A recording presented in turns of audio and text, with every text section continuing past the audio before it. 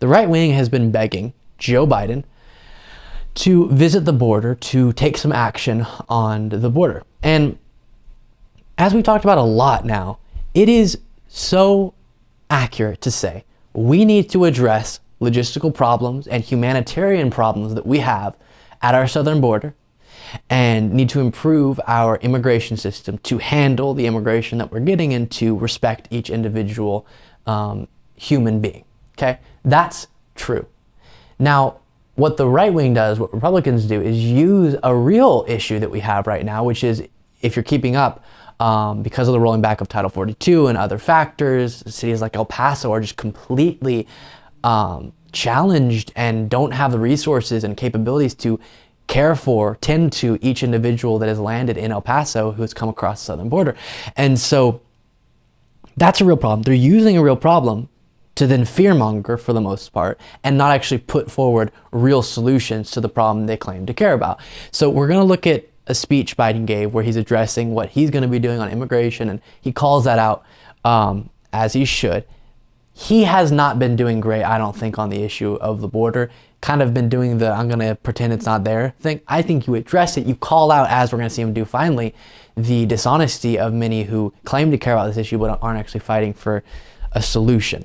And there are real solutions. We've seen in the past Democrats and Republicans come together and try to reform our immigration system to help improve this process and ameliorate some of the logistical challenges that we're having, and is often Republicans, a group of them, who stands against those actions. So it's not serious often from those who claim this is their top issue, but it is an actual issue we should care about, and it should be focused in a humane way, in a way that is focused on the best for, yes, the United States and the individuals coming across the border. Okay, here from CNN. President Joe Biden on Thursday announced he is expanding a program to accept up to 30,000 migrants per month from Cuba, Haiti, Nicaragua, and Venezuela, along with the plan to expel as many migrants from those countries who circumvent U.S. laws as his administration confronts a surge of migrants at the southern border. In a speech from the White House, Biden also unveiled plans to visit the U.S. southern border on Sunday, stopping in El Paso, Texas to meet local officials and address border security issues. It will be his first stop at the border as president. So that's the other thing that many have been screaming, that Biden needs to visit the border, and now he's going to. As I've said before, just by visiting, you're not going to magically have a solution pop in your head.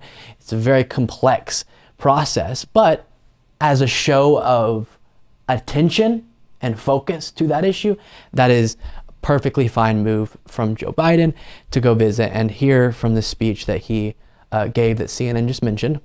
Immigration reform used to be a bipartisan issue. We can make it that way again. It's not only the right thing to do, it's economically a smart thing to do. That's why immigration reform is supported by everyone. Think of this now. I want to remind the public.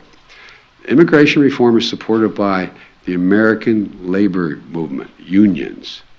It's supported by religious leaders. And then he walks through all the different individuals. And it's true, so many people want immigration reform. And what do we mean by that? There's a bunch of things. But the aspect that never wants to be addressed by many within the Republican Party, not all, there's also ones who are on board, but the ones that often prevent this from happening, is enhancing and increasing the capabilities and ability to handle more immigration of our legal immigration process, because they don't like the sound of more legal immigration. But if we had a better legal immigration process, the United States gets tons of benefits from that, and we don't see the logistical challenge we're seeing now. Here's another moment from this speech. They can keep using immigration to try to score political points, or they can help solve the problem. They can help solve the problem and come together to fix the broken system. Before Congress adjourned for the holidays, some Democrats and Republicans, a few of them, got together, both sides up in the Senate, and decided they were going to put together a comprehensive plan on immigration. But the Republican leadership and other Republicans, I don't know who did it, rebuked it and rejected it out of hand. It broke up, just like they rejected my plan 2 years ago. just like they rejected my recent request for an additional $3.5 billion to secure and manage the border with more holding facilities, better transportation, additional funding for 2,000 new asylum officers and personnel, 100 new immigration judges to more rapidly adjudicate for people when they come here and how much and so much they can keep you. So the thing with Biden so often is when we get down to the policy, it'll be good so often, but the messaging, the communications around it isn't. So if from the beginning, when this became an issue, which it kind of always is, not as it should be, and the right wing started screaming a lot about the border, he should have come out immediately, had his own narrative that is an honest one. And as he listed off there, he wanted to take action to do a number of different things that would help both enhance our legal immigration process and secure, as he said, the border. And those are the funding mechanisms. Those are the resource allocation actions you would take if you actually cared about helping with the logistical challenges we're experiencing with our southern border and having a better legal immigration system. So why is it that while some Republicans were for it, it was Republicans who were against those actions? Because it's not about solving the problem, it's about complaining about the problem. And I want to make this point that I've been thinking so often about and how it really applies to many within the right wing. And of course, as always, we don't have to overgeneralize. There's Republicans who are much better on these issues. There's right wingers who are, but the group that often is obstructing and preventing progress on things. So often they get political points. They win elections by purely saying there's a problem and pointing at a problem and then casting blame based on that problem. And so a great example of that is the border. They don't support any of the actions that would actually improve the security of our southern border, the logistical processes of our southern border, and enhance our legal immigration system so that we have a humane process that has the best interest of both the United States and the individual coming across the southern border in mind, and all these different things. They don't support those actions, but they scream about the border, and they get elected to scream about the border, inflation, gas prices, without saying what their solution is. And so the analogy we have to be thinking about when we watch the way that many of these right-wingers act in these situations is they are a doctor that diagnoses a problem with absolutely no treatment for it.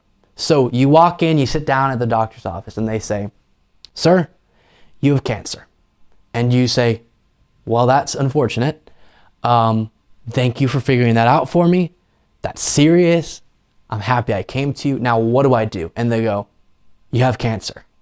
No. I got that. That's real. Thank you. I couldn't have figured that out. Thank you for figuring it out. Now, what should I do to treat the cancer? You have cancer. And it's just on and on and on. Same thing. Inflation's bad. It's Biden's fault. What is your proposal for solving that? There's inflation and it's Biden's fault. Okay. Or the southern border. Immigration, southern border. Okay. Let's address it. What if we do this? No. Southern border, no solutions, only problems, only pointing at problems. And just like with a doctor, with a politician, you need them to identify problems, yes. And some people are bad at identifying problems. You need someone to identify the problem and diagnose, in the analogy, the disease or whatever it might be. And then, just as importantly, if not more, or just as importantly, you need them to give you the treatment or give you the solution. And many within the right wing, especially on the issue of the southern border, absolutely refuse to do that. Thank you so much for watching. If you want to be a part of what makes this show possible, plus get access to the full video version of the show hours before any of the clips are uploaded to YouTube, plus get a full extra show every single Saturday, you can do so by going to patreon.com/Luke Beasley. That's patreon.com/Luke Beasley, and there's a link in the description.